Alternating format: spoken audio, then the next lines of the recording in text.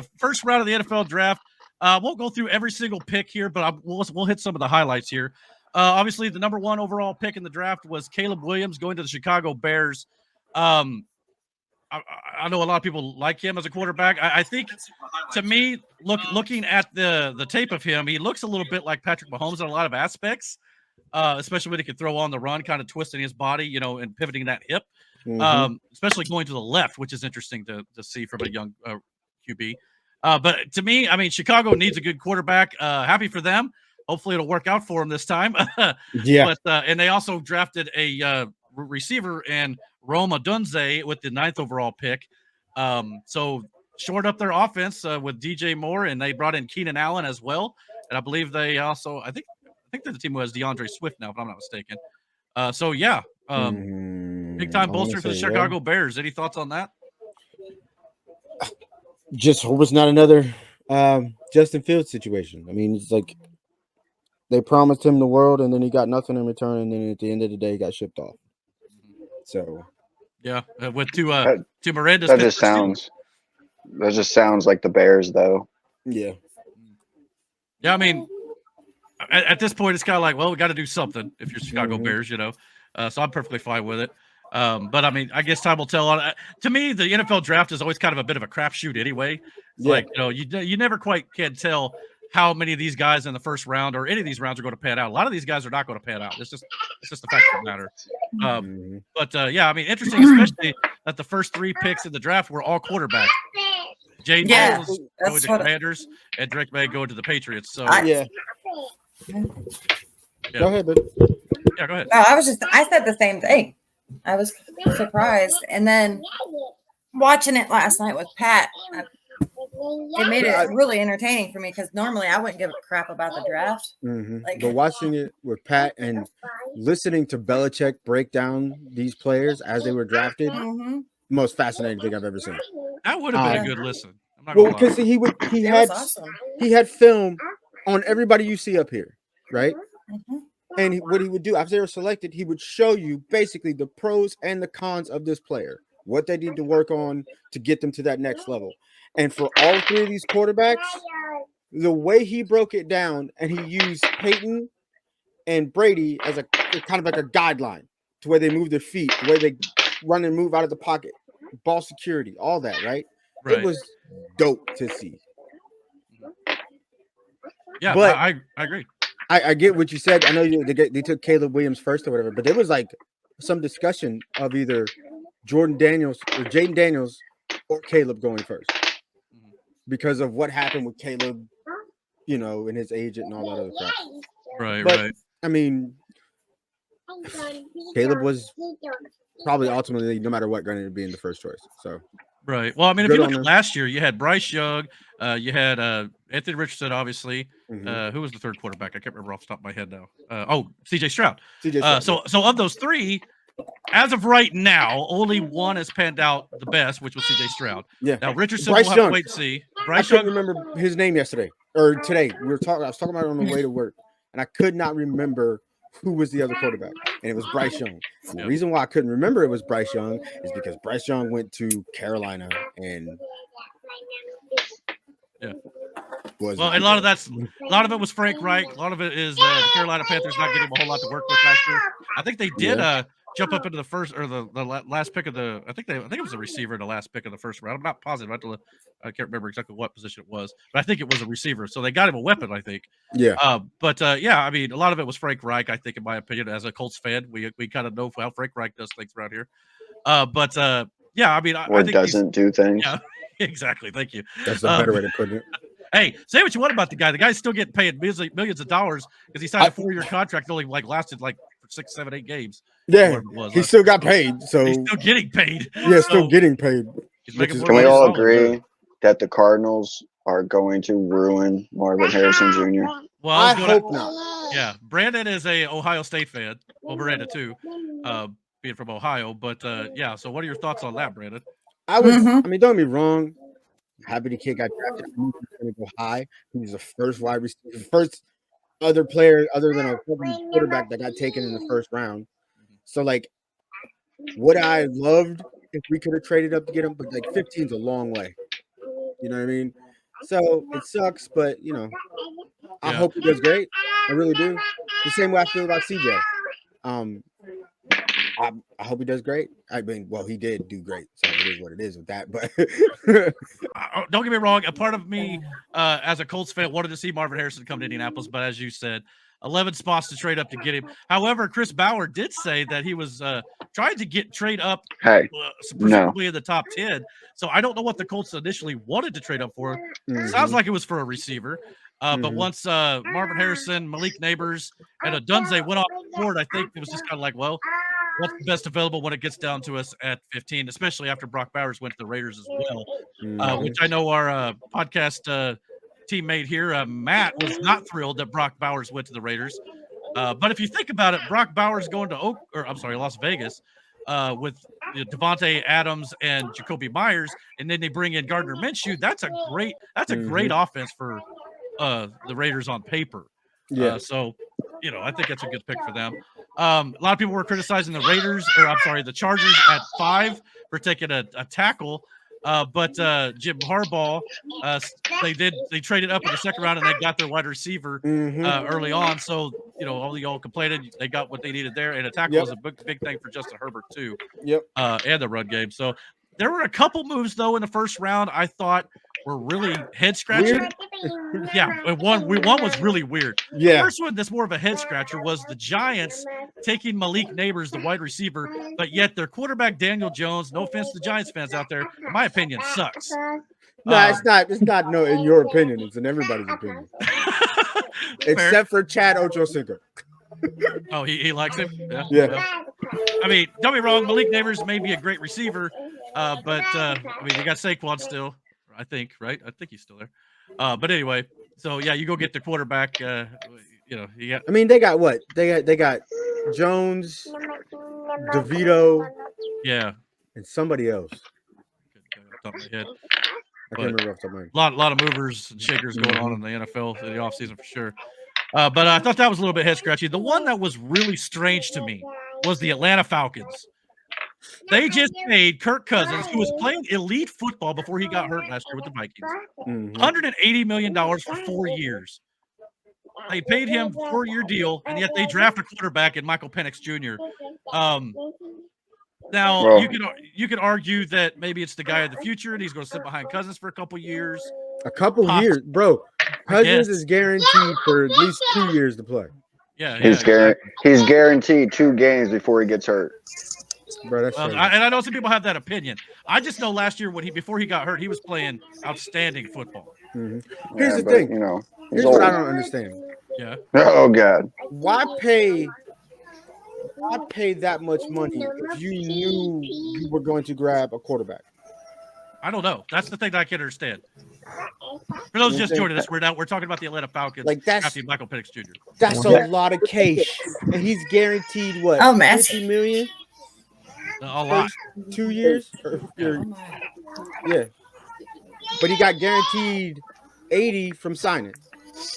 So think about all the other quarterbacks that got picked up and signed, not free agencies, you know what I'm saying, or traded for, whatever the case may be. They got what, 8, 6, you know what I mean? You get this man $108 million, and then don't even tell him until you're on the clock. Oh yeah, we're picking up a QB. Yeah, that was the strangest thing to me. His agent said that they didn't even know they were taking a quarterback until they were on the clock. Nobody in NFL knew until. I mean, if I'm Kirk Cousins, I'm like, what the heck did I just sign on to? Yeah. He had a 1% chance. Experts say he had a 1% chance of getting drafted where the Falcons had the pick. Really? Well, I mean, statistic. I've looked it up. It does seem like a bit of a reach.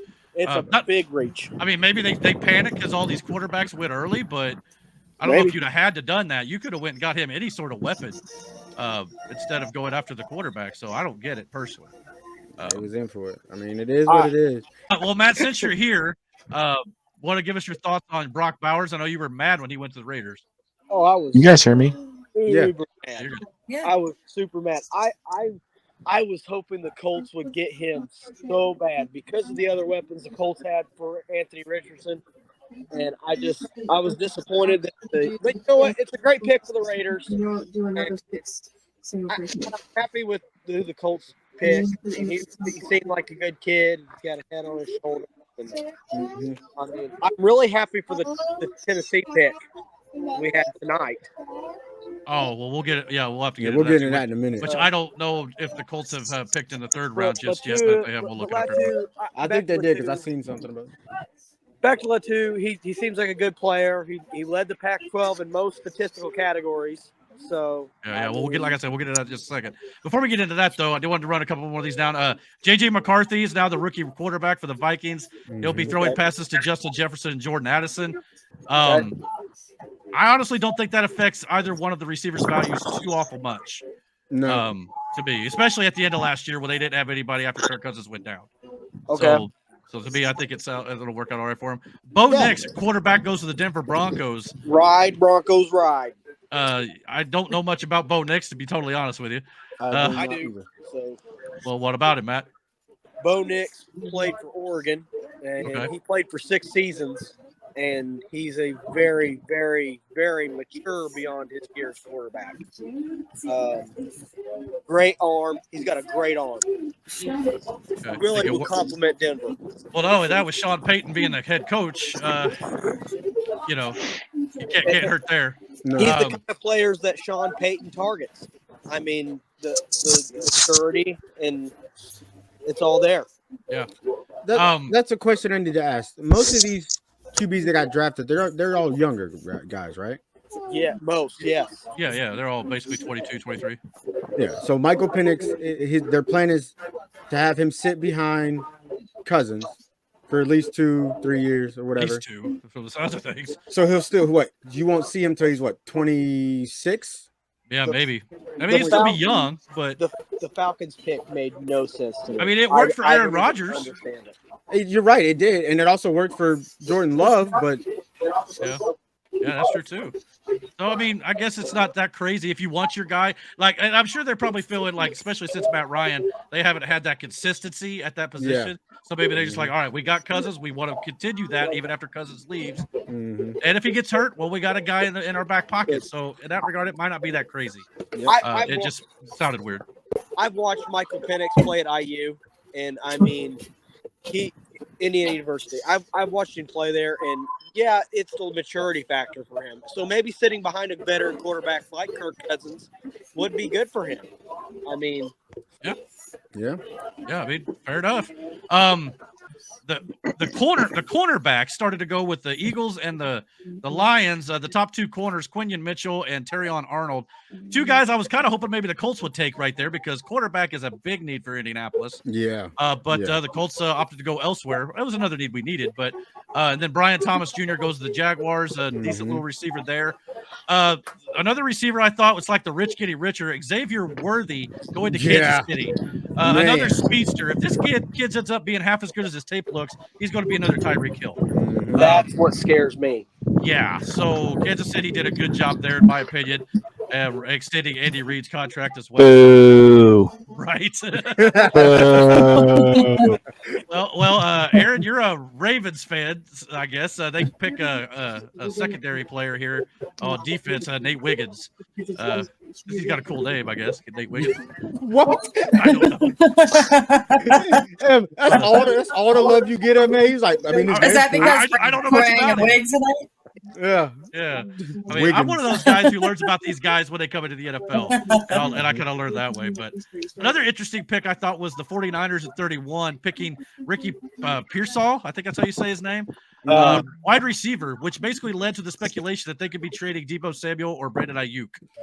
I think, real quick on that whole thing, I think Ayuk stays and Deebo goes. I think Deebo Samuel is gone. Really?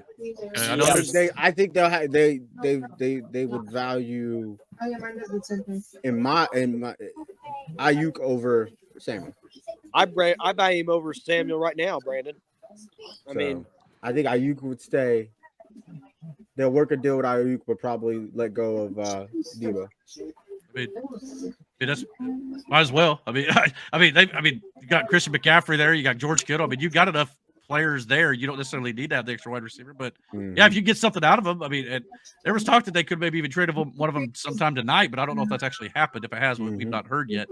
But I don't think it's going to happen right away. But yeah, I mean, so those are some of the big hitters for round one. But before we move on completely from this round, we were going to talk a little bit about the Colts and the Steelers.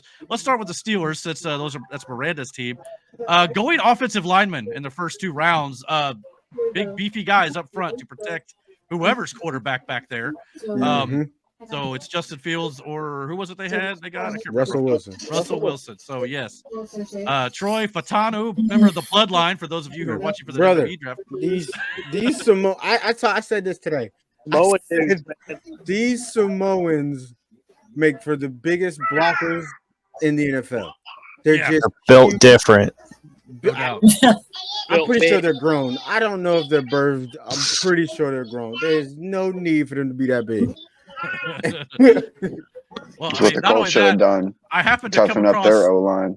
Yeah, exactly. I happened to come across this little video here of Troy Fatanu here, the new Steelers. Oh, his name's Troy too, like Palomalu. Yeah. As soon as I seen Troy in that last name, I thought, "Ooh, is he a cousin?" It's too similar. Exactly. This guy right here, number 55, is who we're watching here. Check out this block he lays on this kid here. This is Steelers football. Get out of my town. No, he deleted that man from the play. So out. I mean, the Steelers took one look at that and said, "Yes, sir." Yeah, crazy. So that was awesome. But and he said, "Nah, he just deleted my man out of the play for real." That was the cleanest block I've ever seen. And the way he played it off, though, he focused like he was going, and then he was like, "Psych." Yeah, Brandon, he was like, "Nah, you ain't getting near him." Who the fuck you thought this was? The dude went flying too. That's crazy. We also got the Steelers picking in the second round another offensive lineman, Zach Frazier, another big boy, big fucking dude. Yeah, so can't go wrong with that. I mean, so yeah, it looks like the Steelers not Samoan. Good, smart. Yeah, not Samoan. Not Samoan. He's not Samoan that we know of. I mean, looks can be deceiving sometimes. I bet he grew up on a farm. Yeah, that's a big boy. This guy was. He played for West Virginia. Of course, he came from the farm. Hey, Pat McAfee played for West Virginia. Yeah. Well, Miranda, since you're the Steelers fan, what do you think so far? Are you happy with what they've done? Yeah, their O-line. Having Russell Wilson in there, they better protect him. So, yeah. And their O-line was an issue. So, and I still hold it. I thought last year Russell Wilson looked better than he did the previous year. Some of that may have been Sean Payton. That is what I said. I said I get it that they had the record that they had, but Russell Wilson played good last year. You know what I mean? Like, yeah. You put his stats up against a lot of the other quarterback stats last year. Russell Wilson was holding his own. It was just not being, you know what I mean? Yep. His touchdown to interception ratio was good. Like, Russell was doing it. He had yards. Yeah. Like, it was almost like they should have got rid of Sean Payton. Well, I mean, I don't begrudge him. I think he is a good coach. And have him go to the Chargers and then have old boy come to Denver. I'll tell you right now, though, Russell going to the Steelers is not like he's getting a coach downgrade. Mike Tomlin is just as tenured. Yeah. So, I mean, if nothing else, that probably helped Russell. So, well, it just seems like everything about the Denver's the biggest problem was the coaching. Well, I think a lot of it with it's just Sean Payton wants it done a certain way. He wants to run his scheme, his system, which I mean, it's fair. He's the head coach. So maybe that's all the whole reason was they got rid of Russell. Maybe it just didn't fit. But I don't mean Bo Nix sounds like he'll be the guy this year because I don't know who. I mean, I think they just got Zach Wilson from the Jets, if I'm not mistaken. So probably Bo Nix, I would assume. But if you start Zach Wilson, brother. I mean, another guy who, you know, for a long couple years there didn't have a lot to work with the Jets. Jets are getting a little better now, but we'll see what they do with Aaron Rodgers. Hopefully he can stay healthy past a quarter this year. But poor guy. Past 2 snaps, brother. Yeah, I mean, it sucks. But, I mean, they still got a great running back. They got some good young receivers, Garrett Wilson for sure. Yep. So, yeah, could be good.